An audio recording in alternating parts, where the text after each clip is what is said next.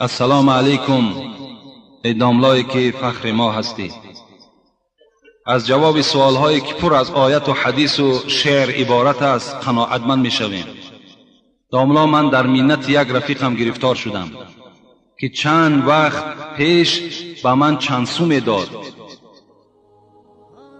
از آزار بسیار آخر سوم یافته او را دادم.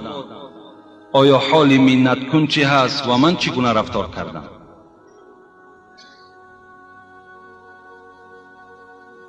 خداوند در قرآن میگوید، یعنی یک برادر از یک برادر یاردم کرده است یک رفیقش را، و بعد یاردم کردن باز منت گذاشته است، آزار داده است، یعنی پولی من بود و سومی من بود و من بر تو دادم و دیگر طریقهای منت کردن بالای این برادر روا دیده است و این آخر مجبور شده است که از کسی سوم بیابد آن مقداری که یاردم کرده بود و برده واپس در دست این رفیقش دهد. آیا این چی می شود؟ گفته در باب همین منت خداوند در قرآن میگوید و ما یوق شح نفسی فاولئک هم المفلحون. صدق الله العظیم. کدام از بندگان من اگر دست سخاوت دارند، دست یاری دارند، خوش به حالشان که روز قیامت از عذاب من نجات می‌یابند. کدام شما اگر دست جوانمردی دارین، دست سخیگی دارین، دست برادرتون گیرید، دست همسایتون گیرید، دست خواهر و مادر و پدرتون گیرید، انشاءالله خداوند به شما گفته ایستاده است فاولئک هم المفلحون. این جماعه جوانمردها و این جماعت سخاوتمندها روز قیامت از عذاب خدا نجات می‌یابند.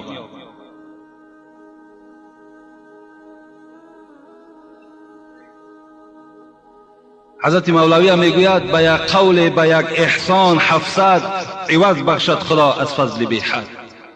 یک سومتی خداوند 700 سوم در نامه اعمال تو می نویسش. لکن در قرآن سوره بقره خدا چی میگوید؟ استعیذ بالله ولا تبطلوا صدقاتکم بالمن والعذاب. شما ای بندگان من وقتی که خیر میکنید، احسان میکنید، یاردم میکنید، بعد یاردم و بعد خیر و سخاوتتان چیکار کنید؟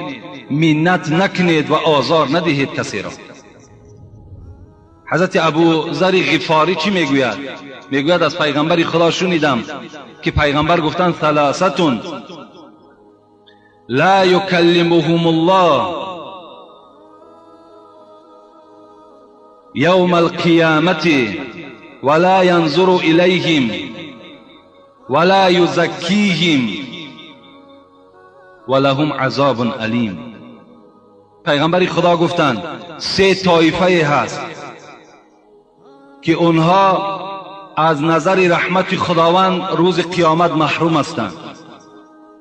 خداوند این 3 طایفه را عذاب میکند. خداوند به این 3 طایفه در روز قیامت سخن نمیگوید.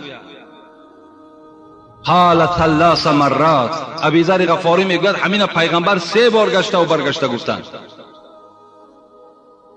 حضرت ابی ذر چی گفتند؟ خاب و خسروا. خار شد، ذلیل شد آن کسی که در این 3 طایفه داخل می شود. زیرا پیغمبر گشته و برگشته میگویند که این 3 طایفه در لعنت خدا گرفتار هستند، عذاب خدا در گرفتار هستند. اینا کی هستند؟ یکم المسبل.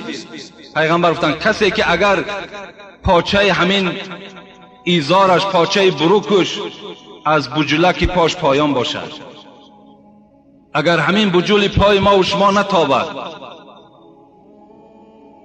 اینها را پیغمبر خدا گفتند یک طایفش انا همین است. برای چی در بعض نمازها پاچه ها را قطع میکنند؟ مقصد از همین است. لیکن محدثا میگویند که اگر آدم پاچش اگر چی کشال هم که باشد، با همین پاچه کشالش تکبری نداشته باشد، فخر نداشته باشد، باکی ندارد. دویم کی هست؟ والمنان. دویم گروهی که در عذاب خدا گرفتار هستند روز قیامت کسی هست که در صدقات دادگیش منت میکند. که من پول من بود که تو راحت کردی، پول من نمیشد تو از این بحران نمی برآمدی، حیف شد که من همون پول بر تو دادم. و دیگر منت هایی که میگذارن. سوم شاه حضرت چی گفتند؟ والمنفق سلعته بالحلیف الکاذب. کدام آدمی که سوداگر است برای آنه که مالش سودا شود قسم دروغ میخورد، این هم در همین سه طایفه داخل می شود. دروغ قسم میخورد که همین مال ما بهترین مال است، در اصل بهترین مال نیست. مال من از تمام مال بازار فرق کننده است قسم میخورد، لکن همچنان نیست. این هم در همین سه طایفه داخل می شود. حضرت جامی هم بسیار یک درباره منت کنا بسیار یک نظم شیرینی دارند. میگوید با دندان رخنه در پولاد کردن. ببین در پولاد دندان آدم نمیگذرد، لیکن همین با دندان در پولاد گرفتن من بر عهده میگیرم. گفتن با دندان رخنه در پولاد کردن، با ناخن راه در خارا بریدن،